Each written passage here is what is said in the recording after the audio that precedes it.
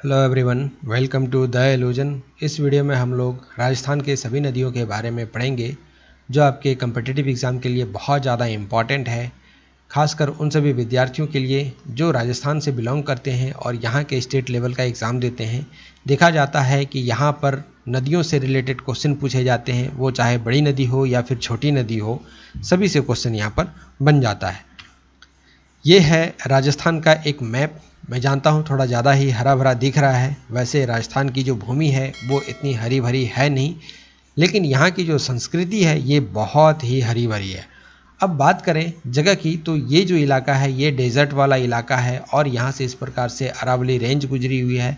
ये इलाका थोड़ा सा ग्रीनरी वाला इलाका है। वैसे मैप है अपनी जगह पर, लेकिन हम लोग नदियों के बारे में पढ़ रहे हैं। यहाँ पर नदियों का लिस्ट दिया हुआ है, जैसे अरवरी नदी है, बनास है, बैराज है, बांदी रिवर है, बैनगंगा है, चंबल नदी है, गंभीर नदी है, सरस्वती नदी है। बहुत सारी नदियाँ हैं, जैसे कि गोमती नदी है, जहाज वाली, काली सिंध है, लूनी रिवर है, सरस्वती है, साबरमती है, साहिबी है, सरसा है, सोता है। सभी नदियों के बारे में हम लोग एक एक करके यहाँ पर डिटेल से पढ़ेंगे। पहली जो नदी है ये है अरवरी नदी। अरवरी नदी का जैसा नाम है वैसे ही जगह से ये निकलती है, जैसे कि ये निकलती है अरावली रेंज से। ठीक है, अरवरी नदी निकलती है अरावली रेंज से और अरावली रेंज का एक भाग, एक क्षेत्र आता है अलवर डिस्ट्रिक्ट में। तो आप इसको आसानी से याद रख सकते हो। अरवरी नदी निकलती है अरावली रेंज से और किस डिस्ट्रिक्ट से निकलती है, तो ये निकलती है अलवर डिस्ट्रिक्ट से। कहें तो ये ट्रिपल ए हो गया है ना, ट्रिपल ए हम इसको याद रख सकते हैं। अरवरी नदी अरावली रेंज अलवर डिस्ट्रिक्ट से ये निकलती है। वैसे ये नदी जो है ये काफ़ी बड़ी नहीं है, ये बहुत छोटी नदी है और ये एक मौसमी नदी है जो कि रेनिंग के द्वारा, मतलब कि जब मानसून आता है, जब वर्षा होती है तभी ये बहती है।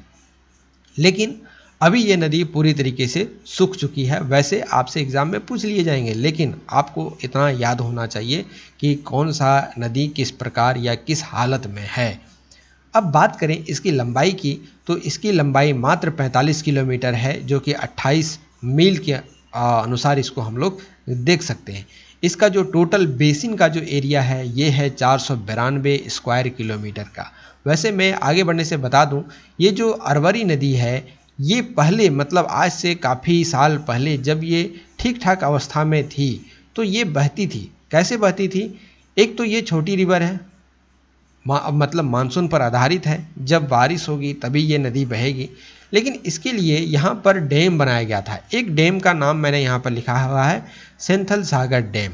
ये तो एक डैम है जो कि इस नदी पर बनाया गया था, लेकिन इसी प्रकार से बहुत सारा बांध इस नदी पर बनाया गया था, जिससे इस नदी का पानी रोका जाता था और इसका पानी उपयोग किया जाता था एग्रीकल्चर में, मतलब कृषि करने में। तो एक तो है सेंथल सागर डैम। मैंने इस नदी का जो ये बांध है ये क्यों लिखा है, इसका भी एक रिलेशन है, मैं आपको आगे बताऊंगा। लेकिन आपको ध्यान रखना है कि सेंथल सागर डैम के अलावे भी यहाँ पर बहुत सारी बांधें बनाई गई थी। अब जो सेंथल सागर डैम है, यहाँ से जब अरवरी नदी निकलती है तो ये जाकर मिलती है सरसा नदी में। ठीक है, कहाँ पर जाके मिलती है? सरसा नदी में ये मिलती है। बाद में ये बन जाती है सावन नदी, मतलब कि अरवरी नदी जाकर मिलती है सावन नदी पर। तो आपको सावन नदी भी पूछ लिया जाएगा और अरवरी नदी भी पूछ लिया जाएगा। यदि सावन नदी पूछा जाएगा तो आपको सरसा नदी को भी पढ़ना पड़ेगा, और यदि अरवरी नदी को पढ़ना पड़ेगा तो ये सरसा के पहले जो नदी है, मान लो ये नदी है, ये पहाड़ है और यहाँ से ये नदी निकली, ये है अरवरी नदी। ठीक है, और इधर से आ रही है सरसा नदी, ये है सरसा नदी। अब आपसे अरवरी नदी के बारे में पूछा जाए तो आपको सिर्फ यहाँ से यहाँ तक का ही तो आंसर देना है, इस नदी का तो देना नहीं है। और यदि आपको सावन नदी के बारे में पूछा जाए तो आपको यहाँ से यहाँ, मतलब ये रेंज के बारे में आपसे पूछा जाएगा, तो इसका आप उत्तर देंगे। वैसे यहाँ से यहाँ भी कभी कभी मिस्टेक से ले लिए जाते हैं। आगे बढ़ते हैं। जब सावन नदी के नाम से इसको जाना जाता है तो ये आगे जाकर और दो नदियों में ये मिलती है। जैसे कौन कौन सी वो नदियां हैं? एक है तिल्दा नदी और एक है बैनगंगा नदी। इन दोनों नदियों में मिलने के बाद ये जाकर मिलती है गंभीर नदी में। तो आप कह सकते हैं कि अरवरी नदी जो है ये गंभीर नदी की एक सहायक नदी है। वैसे डायरेक्ट ये गंभीर नदी में मिलती नहीं है। ये कौन कौन सी नदियों में मिलकर ये गंभीर नदी में जाकर मिलती है, तो आपको याद रखना है। पहले तो ये सरसा नदी में मिलती है, फिर जाकर ये सावन बन जाती है। सावन में मिलने के बाद ये तिल्धा और बैनगंगा में मिलती है, और इन तीनों नदियों में मिलने के बाद ये जाकर मिलती है गंभीर नदी में।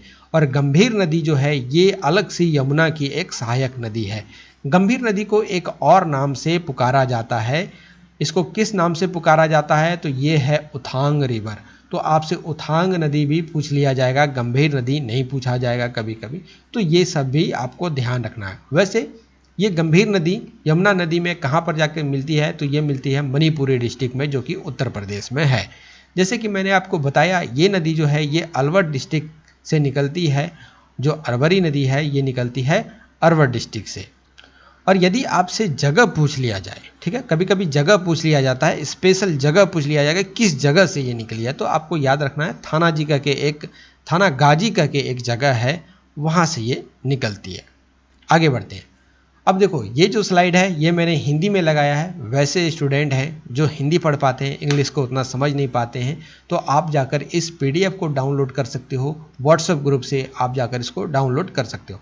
और व्हाट्सएप ग्रुप में कैसे जुटे, तो आप जाइए डिस्क्रिप्शन में, डिस्क्रिप्शन के सबसे नीचे व्हाट्सएप ग्रुप का लिंक है, वहाँ पर जाकर आप उसको टच करेंगे, सीधे व्हाट्सएप ग्रुप में आएंगे और किसी भी एडमिन को बोलेंगे कि हमको फलाना चीज़ का पीडीएफ चाहिए, तो आपको पीडीएफ अवेलेबल करा दिया जाएगा। नेक्स्ट जो नदी है ये है बनास नदी। ठीक है, बनास नदी। बनास नदी जो है ये एक ट्यूबिटरी है किसकी, तो ये है चंबल नदी की एक सहायक नदी। चंबल नदी यमुना नदी की सहायक नदी है, जो जाकर यमुना नदी में मिल जाती है, और यमुना नदी गंगा नदी की सहायक नदी है। ये जो नदी है बनास नदी, ये बहती है सिर्फ और सिर्फ राजस्थान में, राजस्थान का ही एरिया में ये बहती है। वैसे जो हमने यहाँ पर पढ़ा अरवरी नदी, ये भी राजस्थान के अंदर ही बहती है। तो बनास नदी भी राजस्थान के अंदर ही बहती है। किधर, वेस्टर्न इंडिया में ये बहती है। मतलब राजस्थान का जो मैप आपने देखा, ये जो मैप आपने देखा ये है वेस्ट राजस्थान, तो इस इलाके में ये आकर बहती है। बात करें यहाँ पर इस नदी की, तो ये कितनी लंबी नदी है। देखो ये उतनी छोटी भी नहीं है जितना अरवरी नदी है, लेकिन इसकी लंबाई है थोड़ी सी तो है, अरवरी नदी से ज़्यादा ही है। इसकी लंबाई है 512 किलोमीटर। 512 किलोमीटर ये बहने के बाद जाकर मिल जाती है चंबल नदी में, और चंबल नदी जो है ये मिल जाती है यमुना नदी में। ये निकलती कहाँ से है, ये ओरिजिनेट होती है अगेन अरावली हिल से। अरावली जो रेंज है वहाँ पर एक पहाड़ी है जिसका नाम है खमनोर हिल। तो खमनोर हिल से ये निकलती है, और ये खमनोर हिल जो है ये कुंभलगढ़ का जो किला है यहाँ से 5 किलोमीटर दूरी पर है। तो आपको बताना है कि ये कौन सा डिस्ट्रिक्ट है, तो ये जो डिस्ट्रिक्ट है ये है राजसमंद डिस्ट्रिक्ट। ये राजसमंद जिला जो है राजस्थान का, वो यहाँ से निकलती है। बनास जो नाम है इसका एक अर्थ होता है। बनास नदी का जो नाम है इसका एक अर्थ है। क्या है अर्थ, आप इसको तोड़ोगे तो देखो वन निकलेगा और आस निकलेगा। ठीक है, वन प्लस आस। वन का मतलब होता है जंगल, फॉरेस्ट, और आस का मतलब होता है होप, किसी के प्रति आस लगाना। हम लोग कहते हैं हिंदी में किसी के प्रति आस लगाना। तो वन जो है ये तो जंगल को डिनोट करता है, और आस जो है ये होप मतलब आशा को ये डिनोट करता है। तो इसका एक मतलब निकलता है होप ऑफ द फॉरेस्ट। किस नदी को कहा जाता है, तो ये कहा जाता है बनास नदी को, जिसको हम लोग कह सकते हैं वन की आशा। ठीक है, वन की आशा जो है ये कहा जाता है बनास नदी को। इस नदी की यदि बेसिन की बात करें कि इसकी बेसिन कितनी बड़ी है, इसका ड्रेनेज सिस्टम कैसा है, तो इसका जो क्षेत्रफल है ये है 45,833 स्क्वायर किलोमीटर का। तो ये आपको याद रखना है। जो कहाँ से निकलती है, ये निकलती है अरावली रेंज से। अब इसके बेसिन का जो आसपास का जो एरिया है उसमें बहुत सारे छोटे छोटे जगह आते हैं, कुछ बड़े बड़े भी आते हैं, जैसे अजमेर, भिलवाड़ा, बूंदी, चित्तौड़गढ़, दौसा, जयपुर, पाली, ये सारे जो जगह हैं, ये सारे जैसे टोंक, उदयपुर, ये सारे जो डिस्ट्रिक्ट हैं ये आते हैं बनास नदी के बेसिन के अंतर्गत। तो ये भी आपसे एग्जाम में पूछ लिया जा सकता है। जिस प्रकार से हम लोगों ने अरवरी नदी को देखा कि वो एक सीजनल रिवर थी, वर्षा होने के बाद ही वो नदी बह रही थी और अभी तो वो खैर सूख चुकी है, लेकिन इसी प्रकार से जो बनास नदी है ये भी एक सीजनल रिवर है जो कि बारिश होने के बाद ही ये बहती है।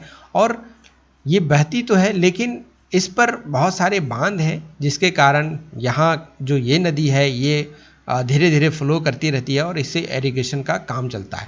अब मैं बता दूं, जो राजस्थान की राजधानी है जयपुर, यहाँ पर एक इस नदी पर बनाया गया है प्रोजेक्ट जिसका नाम है विशालपुर जयपुर प्रोजेक्ट।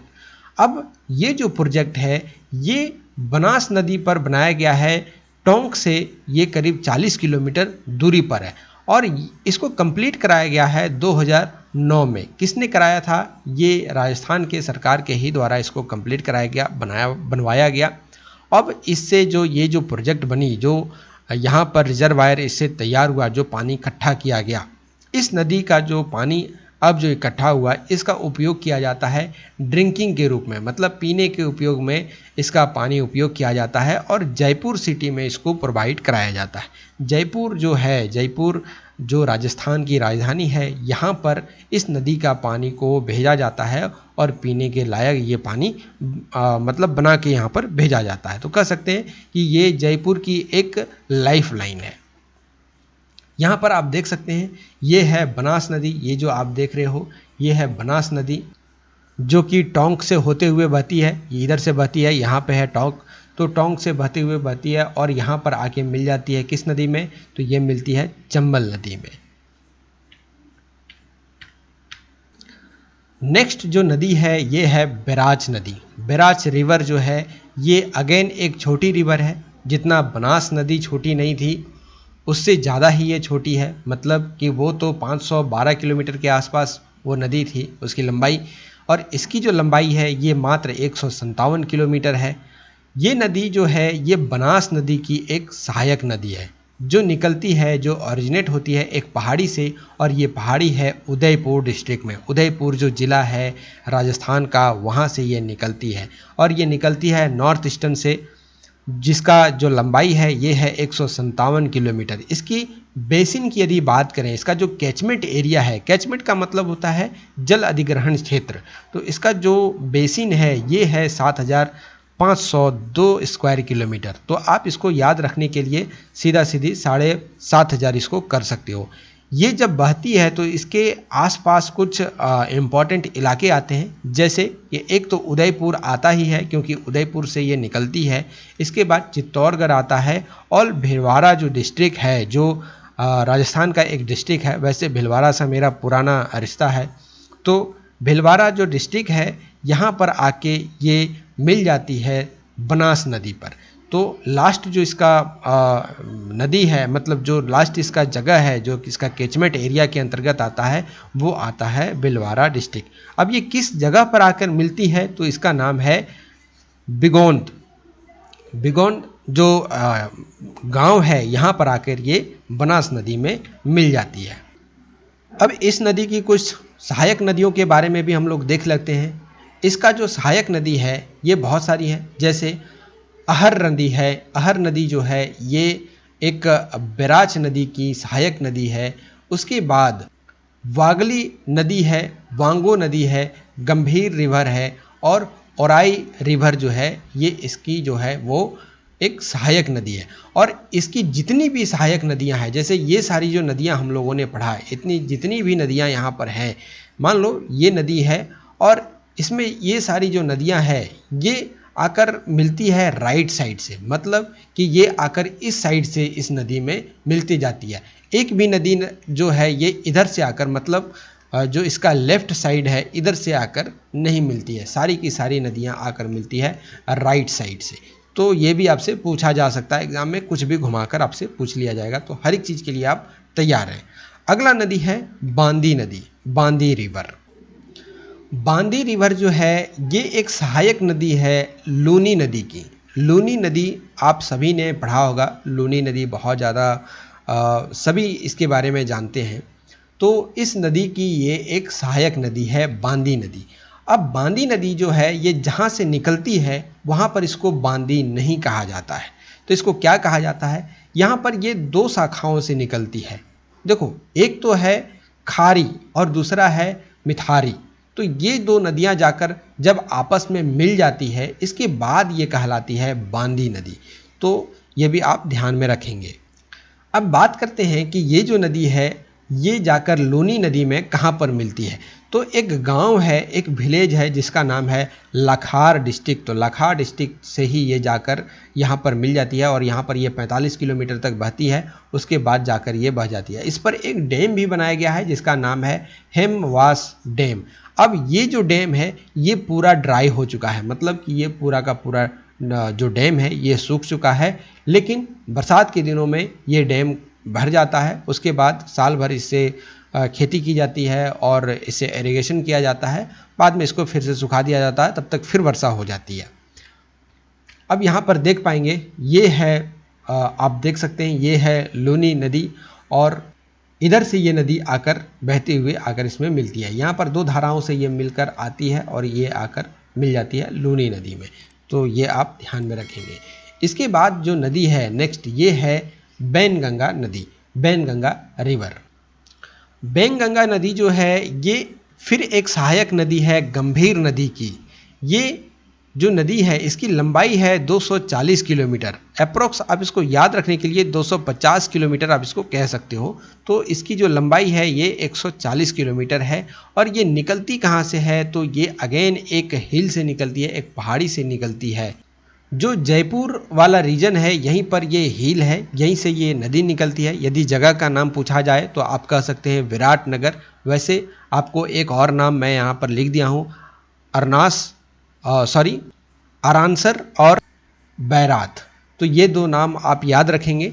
उसके बाद आपसे यदि रीजन पूछा जाए तो आप जयपुर याद रखेंगे और जगह आप विराटनगर भी याद रख सकते हैं, कोई यहाँ पर दिक्कत नहीं है। जो बैनगंगा नदी है इसकी चार ऐसे मुख्य ट्रिब्यूटरी हैं। जो सहायक नदी है वो मेनली चार हैं, दो दो जोड़े में आती है। एक तो है गुमती नल्ला और दूसरा है सूरी नदी। तो ये जो दो नदियां हैं गुमती नल्ला और सूरी नदी, ये आती है राइट साइड से। मतलब कि मान लो ये नदी है और ये आ रही है, दो नदियां इधर से, ये है राइट साइड, तो इधर से ये नदियां आ रही है। और दो नदी जो है ये आती है वेस्ट साइड से। तो दोनों का जो नाम है ये है सावन नदी, जो कि हम लोगों ने पहले पढ़ा, अरवरी नदी, ये वही सावन नदी है। दूसरा जो है ये है पलाशान नदी, जो कि लेफ्ट बैंक से आकर इसमें मिलती है। अब इन नदियों के बारे में भी हम लोग पढ़ लें, नहीं तो आप बोलेंगे कि सर ने मुझे बताया नहीं। ये है गुमती नल्ला नदी, ये मात्र 24 किलोमीटर लंबी एक नदी है और इसका जो कैचमेंट एरिया है ये है 110 स्क्वायर किलोमीटर का।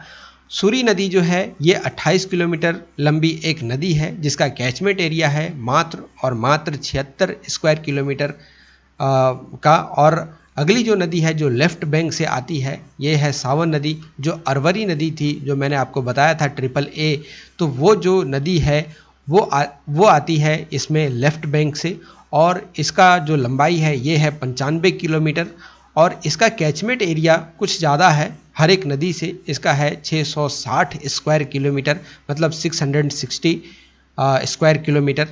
उसके बाद जो लास्ट नदी हम लोगों ने पढ़ा पलसान नदी, तो ये जो है ये नदी मात्र 48 किलोमीटर लंबा है। आप इसको याद रखने के लिए 50 किलोमीटर कर सकते हो। वैसे यदि आप अप्रॉक्स में याद रखोगे तो आप अपना आंसर टिक कर पाओगे। इसका जो कैचमेंट एरिया है ये है 539 किलोमीटर, मतलब स्क्वायर किलोमीटर। तो ये हुआ हमारा चार इसके ट्रिब्यूटरी। बात करते हैं चंबल नदी की। जो नेक्स्ट नदी है वो है चंबल नदी। आपने सुना होगा चंबल का डाकू, ठीक है, जो डाकू वगैरह का हम लोग कहानियाँ पढ़ते थे वो चंबल की घाटी वगैरह, तो यही चंबल नदी है, ठीक है। अब चंबल नदी जो है ये एक ट्रिब्यूटरी है, ये एक सहायक नदी है यमुना नदी की। इनफैक्ट मैं बताऊं, जब आप सैटेलाइट से देखोगे या फिर आप जाओगे चंबल नदी और यमुना नदी जो है ये कुछ दूर तक, मतलब कुछ सर्टन जगह तक ये एक रूप से पैरेलल चलती है। वो जगह कौन सा है? तो देखो वो है एमपी वाला इलाका। एमपी और यूपी का जो इलाका है, दोनों का जो बॉर्डर लगता है, जहाँ पर ग्वालियर भिंड वगैरह का जो एरिया है, यहाँ पर ये दोनों नदियाँ एकदम पैरेलल चलती है। और इन दोनों नदियों के कारण ही यहाँ पर जो घाटियाँ बनी हुई है, क्योंकि मान लो मैं आपको ये अच्छे से दिखाता हूँ, नहीं तो फिर आप कंफ्यूज हो जाओगे। मान लो ये एक नदी है जो कि चंबल नदी है, और ये जो नदी है ये एक नदी है जो यमुना नदी है और चंबल नदी है। बीच में ये जगह है पूरा भरा हुआ, ठीक है, ये नदी है, ठीक, ये नदी है, ये दो नदियाँ हैं, यहाँ पर जगह है, खाली जगह, इधर भी ज़मीन है, इधर भी ज़मीन है। अब बारिश होती है तो इसका जो कैचमेंट एरिया है, मान लो ये चंबल नदी है, इसका कैचमेंट एरिया ये भी है और इधर भी है। यमुना नदी का जो कैचमेंट एरिया है, जो बेसिन है, ये भी है और इधर भी है। अब यहाँ का जो एरिया है, ये जो ज़मीन है, इसकी जो मिट्टी है, ये पकड़ती नहीं है, मतलब जड़ें यहाँ पर, मतलब जो कठोरता होती है मिट्टी में, ये ज़्यादा नहीं है, तो ये धुलना शुरू हो जाती है और धुल धुल के ये जलती है कहाँ पर? नदियों में। इधर से ये भी गई, इधर से ये भी गई, मतलब ये जो इलाका है, इसके जो बीचों बीच वाला इलाका है, ये थोड़ा सा आपको ऊंचा मिलेगा, बाकी फिर से आपको ढलान मिलेगा, और इधर भी ढलान, इधर भी ढलान मिलेगा। तो ये है इसका कुछ बिहेवियर।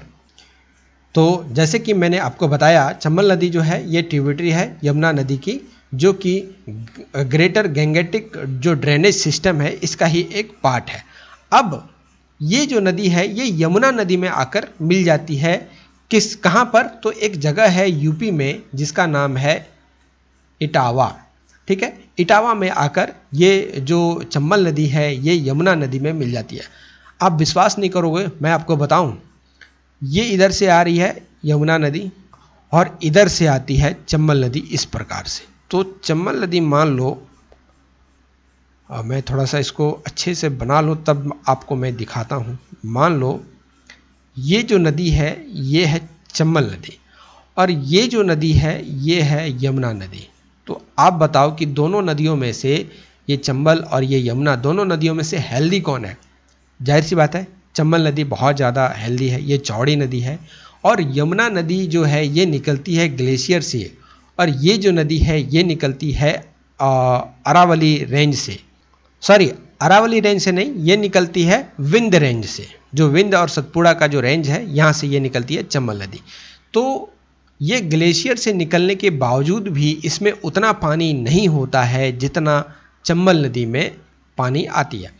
अब चंबल नदी जो है जब तक इसमें मिल नहीं जाती है तब तक यमुना नदी जो है ये काफ़ी पतली बहती है, मतलब इधर जो है ये काफ़ी पतली बहती हुई आती है, और जैसे ही इस नदी में आकर मिलती है ये नदी पूरे तरीके से चौड़ी होती हुई जाती है। कहाँ तक? ये आती है इलाहाबाद तक, जो कि प्रयागराज अभी बन गया है। मतलब कि ये यमुना नदी है, देखो किस प्रकार से ये पतली दुबली बिना खाए पिए चल रही है, और ये एकदम मोटी तगड़ी, क्योंकि इसको घड़ियाल के लिए रिजर्व किया गया है एमपी में। तो ये भी आप ध्यान में रखेंगे। चंबल नदी आप जब देखोगे तो नहीं लगेगा कि क्या ये चंबल नदी है, आप इसको कहोगे ये यमुना है ये चंबल है। मैं काफ़ी बार जब इधर जाता हूँ तो मतलब खुद कंफ्यूज हो जाता हूँ, और मैं किसी के साथ जाता हूँ तो उससे ये क्वेश्चन मैं ज़रूर पूछता हूँ कि बताओ ये नदी कौन सी है और ये नदी कौन सी है। क्योंकि आप मान लो भिंड आ रहे हो, ठीक है, भिंड आ रहे हो और आप उतरे हो इटावा में, तो इटावा से बाई बस आना पड़ता है भिंड। वैसे ट्रेनें भी चलती है इटावा से, लेकिन जैसे ही आप भिंड आओगे तो आपको ये दोनों नदियाँ क्रॉस करनी होंगी। तो जिसमें से एक तो है यमुना नदी और दूसरा है चंबल नदी। तो जैसे ही मैं इस जगह पर आता हूँ मैं क्वेश्चन सीधा दाग देता हूँ कि बताओ भाई कौन सी कौन नदी है। बाद में जब ये दोनों नदियाँ हम लोग क्रॉस कर जाते हैं तो उसको आंसर बताया जाता है कि ऐसा है। तो वो माथा पकड़ लेता है कि क्या सच में ऐसा ही है कि जो यमुना नदी है ये काफ़ी पतली है और चंबल नदी बहुत ही मतलब चौड़ी नदी है। तो जी हाँ, ऐसे ही है, यमुना नदी काफ़ी पतली है और चंबल नदी चौड़ी नदी है। तो जैसे ही ये आकर मिलती है इटावा में, उसके बाद यमुना नदी जो है ये चंबल नदी में मिलने के बाद ये चौड़ी हो जाती है। अब क्वेश्चन ये आता है कि आखिर बढ़ती है जब, तो यहाँ से इसको यमुना क्यों कहा जाता है, इसको चंबल ही क्यों नहीं कहा जाता? क्योंकि ये जो नदी है ये मतलब मुख्य स्रोत कहें और मेन इसका जो ट्रिब्यूटरी कहें वो तो चंबल ही है, तो चंबल नदी ही क्यों नहीं हम लोग कह सकते हैं? देखो, नदियों का जो नाम निर्धारित किया जाता है वो कुछ क्राइटेरिया है। मान लो कोई नदी है, मान लो इधर से भी एक नदी आ रही है और इधर से भी एक नदी आ रही है, मान लो यही नदी है चंबल और यमुना। ये नदी की घाटी जो है, ये चंबल नदी की घाटी जो है वो इस प्रकार से है, और यमुना नदी जो बहती है मतलब इसी के बीच से निकल रही है पानी, और यमुना नदी का जो घाटी है, इसकी जो घाटी है ये कुछ इस प्रकार से है, मतलब कि ये थोड़ा सा नीचे है। तो आप बताओ इन दोनों नदियों में क्या डिफरेंसेस हुई? कौन सी नदियाँ, कौन सी जो इसमें से दोनों नदियों में से कौन सी नदी आपको मतलब ज़्यादा गहरी नज़र आती है? तो आप कहोगे यमुना सबसे ज़्यादा गहरी है। गहरी है का मतलब ये है कि इस नदी से पहले ही ये नदी वजूद में आ गई होंगी, इसलिए हम लोग यमुना नदी का नाम आगे देते हैं, ना कि चंबल नदी का देते हैं। बहुत सारे स्टूडेंट को ये मालूम नहीं होता है कि मान लो चंबल जाके मिल गया और इधर से यमुना के मिल गया, तो इसको चंबल ही क्यों नहीं कहा गया, यमुना क्यों कर दिया? क्योंकि यमुना तो इसके ऊपर से ही आ रहा है, चंबल भी इधर से आ रहा है, दोनों को मिलने के बाद इसको चंबल क्यों नहीं कहा गया? बहुत लोकल जो व्यक्ति होते हैं उनको खराब लगता है कि यार मेरे इलाके का नदी है, अब इसी का नाम रहना चाहिए, ये यमुना क्यों आ गया? तो ऐसा नहीं है, जो नदी जितनी गहरी है उसका नाम उतना ही आगे तक जाएगा। अब यमुना नदी के बाद इधर आती है गंगा नदी। तो गंगा नदी इवन बहुत ही ज़्यादा मोटी नदी है, बहुत ही ज़्यादा चौड़ी नदी है। यमुना नदी और जो चंबल नदी है ये दोनों मिलकर उतना चौड़ी नहीं हो पाती है जितना हमारा गंगा नदी जो है ये चौड़ी नदी है। अब यमुना नदी से ज़्यादा गहरा है गंगा नदी, तो ये जैसे ही आके गंगा में मिलती है तो ये गंगा कहलाना शुरू हो जाती है। खैर, ये चीज़ आपके कॉन्सेप्ट को क्लियर करेगा, एक ओवरव्यू नॉलेज के तौर पर मैंने आपको बताया। चंबल नदी जो है ये निकलती है कहाँ से? तो ये निकलती है विंध्य रेंज से। ये किसकी ट्रिब्यूटरी है? ये है यमुना नदी की, और ये ग्रेटर गैंगेटिक ड्रेनेज सिस्टम का ही एक पार्ट है। खास बात ये है कि जब ये नॉर्थ और नॉर्थ ईस्ट से होकर बहती है तो मध्य प्रदेश और राजस्थान का जो एरिया है यहाँ पर ये बहने के बाद ये फॉर्मेशन करती है यहाँ की बाउंड्री, मतलब मध्य प्रदेश और जो राजस्थान है इन दोनों का जो बाउंड्री है, जो रेखा है, जो सीमा है, ये निर्धारित किया जाता है चंबल नदी पर। आगे बढ़ते हैं। जब ये नदी आगे बढ़ती है, जब ये साउथ ईस्ट की ओर बहती है, तो ये यमुना नदी में जब ज्वाइन करती है उसके पहले ये बाउंड्री डिसाइड करती है मध्य प्रदेश और यूपी की। तो ये भी आपसे एग्जाम में पूछ लिया जाएगा। चंबल नदी निकलती है, जैसे कि मैंने आपको बताया, ये निकलती है आपके विंध्य रेंज से। विंध्य रेंज के पास एक हिल है, एक पहाड़ी है जिसका नाम है जनपाव। तो यहीं से ये निकलती है, और ये नदी ये जगह कहाँ है? तो ये इंदौर के पास है। इंदौर के पास ये जगह है जो एमपी में है। एमपी से ही ये नदी निकलती है, उसके बाद राजस्थान होते हुए ये बहते हुए यूपी वगैरह, फिर मतलब ये घुस जाती है आकर मध्य प्रदेश में, और ये बाहर निकल जाती है। इसकी टोटल लंबाई की बात करें, ये कितनी लंबी है? तो ये है 1024 किलोमीटर लंबी नदी। मील में बात करें तो 636 माइल इसकी लंबाई है चंबल नदी की। राजस्थान में ये नदी कुल बहती है 250 किलोमीटर के आसपास, 155 मील के आसपास ये बहती है। और चंबल नदी की कुछ ट्रिब्यूटरी के बारे में हम लोग बात करें तो इसकी कुछ ट्रिब्यूटरी है, जैसे कि मालवा है, बनास है, और अरावली रेंज जो है यहाँ से कुछ नदियाँ निकलती है जो इस नदी में आकर मिल जाती है। अब एक और बात मैं आपको बता दूं कि जब चंबल नदी आकर यमुना में मिलती है तो इस आसपास में यहाँ पर टोटल 5 नदियाँ मिलती है इस क्षेत्र में। वो कौन कौन सी नदियाँ हैं? एक है कवारी नदी, दूसरा है यमुना, तीसरा है सिंध, चौथा है पाउज नदी, और चौथा जो है ये है पंचान नदी, और पांचवा जो है ये खुद है चंबल नदी। मतलब कि यहाँ 4 नदियाँ, मैं आपको मैप में भी ये दिखाऊंगी। इसका जो ट्रिब्यूटरी है ये है शिप्रा नदी, छोटी काली सिंध, इसके बाद बहुत सारी अंसार नदी है, काली सिंध है, बनास है, सीप नदी है, कुंवारी नदी है, कौन नदी है, बहुत सारी नदियां यहाँ पर आप देख पाओगे। ये सारी नदियां आकर मिलती है चंबल नदी में, तब जाकर चंबल नदी जो है इतनी चौड़ी हो पाती है। ये यहाँ पर अच्छे से मैप आप देख पाओगे। ये है पहला नदी, ये है दूसरा नदी, ये है तीसरा नदी, ये है चौथा नदी और ये है पांचवी नदी। ठीक है, अब मैं आपको यहाँ पर अच्छे से दिखाता भी हूँ। ये जो नदी आप देख रहे हो, ये नदी ये काफ़ी चौड़ी है। ये जो नदी है ये है चंबल नदी। ये जो आप नदी देख रहे हो ये, ठीक है, ये नदी, ये देखो कितनी पतली नदी है, ये है यमुना नदी। ये जो नदी है, ये सारी नदियाँ में से सबसे ज़्यादा इम्पॉर्टेंट है ये सिंध नदी। 2021 में जो एमपी में बाढ़ आया था, जो कि भिंड वाले, ग्वालियर वाले इलाके में, मोरेना वाले जो इलाका है, जो ज़िला है, यहाँ पर जो बाढ़ आया था वो आया था इस नदी के कारण। तो ये आप ध्यान में रखेंगे। यदि कोई एमपी के स्टूडेंट हैं तो आप मुझे बताइए कि इस नदी के कारण आपने कितना जोखिम उठाया। आगे बढ़ते हैं। नेक्स्ट नदी है दोहान नदी। दोहान जो नदी है इसको वसुधरा के भी नाम से बुलाया जाता है। ये निकलती है, ये ऑरिजिनेट होती है सिकार डिस्ट्रिक्ट से। सिकार डिस्ट्रिक्ट में ही एक जगह है, एक गांव है जिसका नाम है मंधोली। यहीं पर नीम का थान से ये निकलती है और ये राजस्थान में जब जाती है तो यहाँ पर डिसअपेयरेंस हो जाती है, मतलब ये विलुप्त हो जाती है। वो जगह है महेंद्रगढ़। महेंद्रगढ़ जो जगह है वहाँ पर ये जाकर विलुप्त हो जाती है। आगे है गंभीर नदी। गंभीर नदी के बारे में मैंने आपको पहले भी बताया। इस नदी को उथांग नदी के भी नाम से जाना जाता है। ये ऑरिजिनेट मतलब ये निकलती है राजस्थान से और ये यमुना नदी में जाकर मिल जाती है उत्तर प्रदेश में। अब आप पूछेंगे कि ये जो निकलती है ये जगह का नाम क्या है, तो ये जगह का नाम है कारोली, जो राजस्थान में पड़ता है। तो राजस्थान का ही एक जगह है कारोली, यहीं से ये निकलती है और ये बहते हुए जाती है और यमुना नदी में जाकर मिल जाती है। मिलती है किस जगह पे, तो मणिपुरी, मैंने आपको बताया था मणिपुरी डिस्ट्रिक्ट उत्तर प्रदेश में पड़ता है, यहीं पर आकर ये मिल जाती है।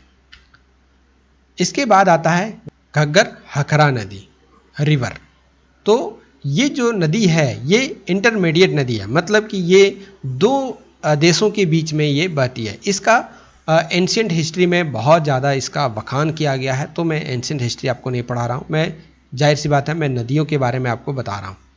ये जो घग्गर नदी है ये इंडिया और पाकिस्तान के बीच में बहती है और ये जो नदी है ये सीजनल, मतलब ये मानसून के कारण ही ये बहती है, ये फ्लो करती है only during the monsoon session. मतलब कि ये जब मानसून आएगा भारत में तभी ये नदी बहना शुरू करती है। ये पाकिस्तान की ओर जब बहती है तो इस पर एक बैराज बनाया गया है थार डिस्ट्रिक्ट में। इसका लास्ट मतलब कि भारत का सीमा यहाँ पर पड़ता है और ये बाहर निकल जाती है पाकिस्तान की ओर। अब ये निकलती कहाँ से है, ये नदी ओरिजिनेट कहाँ से होती है, तो एक गांव का नाम है दगसाई। दगसाई जो गांव है ये शिवालिक हिल हिमाचल प्रदेश में पड़ता है। तो यहीं पर ये नदी यहाँ से निकलती है। इसकी जो निकलने की जो जगह है, जो इसका ओरिजिनेट होने का जो सोर्स है, ये समुद्र के, मतलब जो समुद्र का जो सतह है, जो लेवल है उससे 100, मतलब 100 नहीं 1000, मतलब कि आप रख सकते हो रफली 2000 मीटर ये ऊंचा है। 1900 मीटर ये ऊंचे जगह से ये निकलती है। नेक्स्ट है गोमती नदी। गोमती नदी राजस्थान। गोमती नदी राजस्थान। मुझे एक और कमेंट करके आप बता सकते हैं लखनऊ जो शहर है, जो यूपी की राजधानी है, ये लखनऊ किस नदी के किनारे बसी हुई है, ये अब मुझे आप कमेंट करके बताएंगे। गोमती नदी जो है ये एक छोटी नदी है राजस्थान की, जो कि गोमती नदी के नाम से जाना जाता है। ये निकलती है, ओरिजिनेट होती है एक पहाड़ी से, सेंट्रल उदयपुर डिस्ट्रिक्ट से ही ये निकलती है। और किस जगह से ये निकलती है, तो जाहिर सी बात है राजस्थान की जगह से ये निकल रही है तो अरावली रेंज के ही ये मतलब अरावली रेंज का ही एरिया से ये निकल रही होगी, तो ये आप याद रखेंगे। बाद में ये जाकर मिल जाती है सोम नदी में। तो ये जो गोमती नदी है ये सोम नदी की एक सहायक नदी है। याद रहे ये सोम नदी है, ठीक है, सोम नदी, ये सोम नदी है, न कि सोन नदी है। सोन नदी जो है ये निकलती है अमरकंटक से, और ये जो नदी है ये जाकर मिल जाती है गंगा नदी में। ये सोम नदी में नहीं मिलती है, न ही यमुना नदी में मिलती है, ये जाकर मिलती है गंगा नदी में। तो ये सोम नदी नहीं है, ये है सोम नदी, ये सोन नदी नहीं है। कंफ्यूज आप नहीं करेंगे। इसके बाद आता है जावी रिवर। जावी रिवर जो है ये निकलती है उदयपुर डिस्ट्रिक्ट से, अरावली रेंज से निकलती है, और ये ट्रिब्यूटरी है लूनी नदी की। लूनी नदी की ये ट्रिब्यूटरी है, नॉर्थ वेस्ट से ये निकलती है और ये बहती हुई जाती है। मात्र इसकी लंबाई जो है ये 96 किलोमीटर है। इसका जो कैचमेंट एरिया है ये लगभग 3000 स्क्वायर किलोमीटर का है, और इसका जो क्षेत्र है कैचमेंट का उसमें उदयपुर, पाली और भी बहुत सारे जैसे झालवाड़ वगैरह का जो क्षेत्र है इसमें आता है। इसके बाद आता है जहाज वाली रिवर। जहाज वाली जो रिवर है ये एक स्मॉलेस्ट रिवर में से एक है, one of the smallest river in Rajasthan, जो निकलती है अरावली रेंज से। और ये अलवर डिस्ट्रिक्ट जो है ये यहाँ पर मतलब अलवर डिस्ट्रिक्ट जो है, जैसे कि मैंने आपको बताया कि अलवर डिस्ट्रिक्ट में जो अरावली है ये इसका रेंज आता है, तो यहीं से ये निकलती है जहाज वाली नदी, जो कि बहुत छोटी नदी है। इसके बाद आता है काली सिंध रिवर। काली सिंध रिवर जो है ये मध्य प्रदेश और राजस्थान जो है ये नॉर्थ ईस्टर्न इंडिया की एक ट्रिब्यूटरी है चंबल नदी की। तो चंबल नदी में आकर ये काली सिंध मिल जाती है। और काली सिंध जो है ये इसकी जो कुछ मेन ट्रिब्यूटरी है, मतलब काली नदी की कुछ मेन सहायक नदियां हैं, वो है परवान नदी, निजवा और आहू रिवर। ये नदियां आपको याद रखना चाहिए। सोर्स इसका क्या है, ये कहाँ से निकलती है, तो ये निकलती है विंध्य रेंज से। आपको याद होगा विंध्य रेंज से मैंने आपको अभी एक नदी पढ़ाया, वो है चंबल नदी। नेक्स्ट है कृष्णावती नदी। कृष्णावती नदी को कहा जाता है कसौती नदी। कसौती नदी कहा जाता है कृष्णावती नदी को। ये जो नदी है ये निकलती है अगेन अरावली रेंज से। अरावली रेंज से बहुत नदियां निकलती है। किस डिस्ट्रिक्ट से ये निकलती है, कौन से ज़िला से ये निकलती है, तो राजसमंद डिस्ट्रिक्ट से ये निकलती है। इसकी कुछ मेन ट्रिब्यूटरी है उसको आप याद रखेंगे, साहिबी रिवर, दोहन नदी और सोता नदी। ये 3 नदियां आपको याद होनी चाहिए कृष्णावती नदी की। नेक्स्ट है लूनी नदी। लूनी नदी मैंने आपको बताया कि ये सभी जानते हैं, क्योंकि ये जाकर जो कच्छ का जो रण है गुजरात में, ये वहाँ पर जाकर ये विलुप्त हो जाती है। मतलब इसके आगे वो नहीं बहती है, वहीं पर जाके ये सूख जाती है। मतलब इधर से बहते हुए आए और वहाँ गए, यहाँ ख़त्म। मतलब समझ में आ गया कि यहाँ से ये तो निकले बहुत हरे भरे रूप से, और इधर से आए और यहाँ पर आके ये ख़त्म हो गए, ये आगे जाता ही नहीं है। ये जो नदी है ये लार्जेस्ट नदी है कहाँ की, थार डेजर्ट की। थार रेगिस्तान जो है उसके बीच में से ये नदी चीरती हुई निकलती है और जाती है गुजरात में। गुजरात का जो कच्छ का जो रण है वहाँ पर जाकर ये विलुप्त हो जाती है। अच्छा, ये निकलती कहाँ से है, ये ऑरिजिनेट होती है पुष्कर वैली से, जो कि अरावली रेंज से निकलती है। अजमेर पास के पास ये जगह है और ये थार डेजर्ट से होते हुए ये बहती है। और जैसे कि मैंने आपको बताया कि ये आगे जाती है और ये जाकर रण ऑफ कच्छ में गुजरात का जो एरिया है यहाँ पर जाकर ये विलुप्त हो जाती है। ये ट्रैवल करती है टोटल 495 किलोमीटर। मील में बात करें तो 308 माइल ये नदी की लंबाई है। इसकी कुछ ट्रिब्यूटरी है जो आपको बहुत ज़्यादा इम्पॉर्टेंट आपके लिए।